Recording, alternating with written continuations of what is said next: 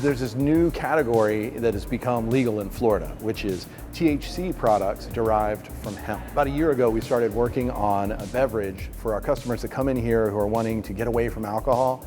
They're wanting to have less sugar, they're wanting to have less calories, they're wanting to have less carbs. For the last year, we've developed this THC Seltzer, which has 0 calories, 0 carbs, 0 sugar, 0 alcohol, 10 milligrams of THC, 2 milligrams of CBD. And it's all derived from hemp, which is legal. It's taken a while to figure it out.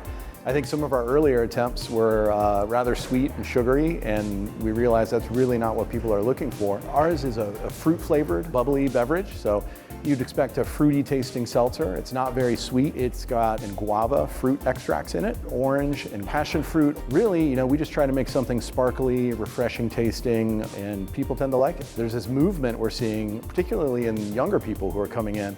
They want to be healthy, and they want to, they don't want to gain weight. They want to exercise. They want to make drinking a relaxing beverage part of a healthy lifestyle. And so that's what we're trying to do with this product. THC in our product is 100% derived from hemp, which was legalized in 2018 under the hemp bill. So we are not allowed to use any THC from cannabis. All of our THC comes from a closely related plant called hemp. Cannabis is still illegal in Florida, as far as I know. We made our first batch, and it sold out within days when we were expecting it to last about a month. You can, however, drink it here on draft if you'd like to try it. We are pouring glasses of it.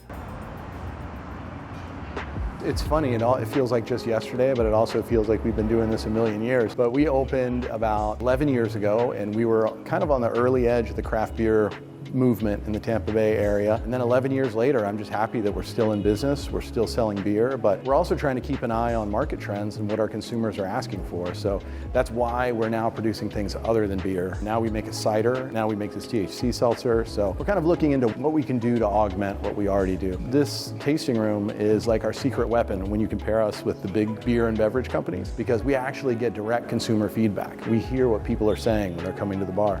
We hear what they're asking for, so we're trying to move in that direction.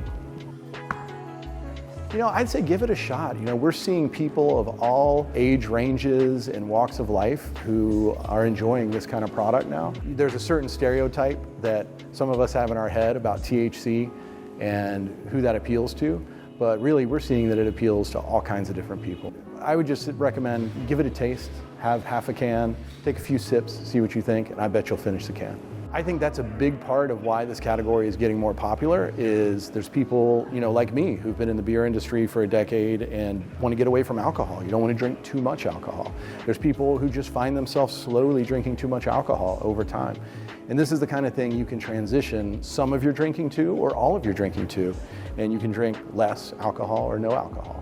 We're looking in that direction now because so far our early reactions to this product are so good that we're thinking about, okay, what else can we make that kind of goes in this health and wellness direction? We're getting a lot of good feedback on it.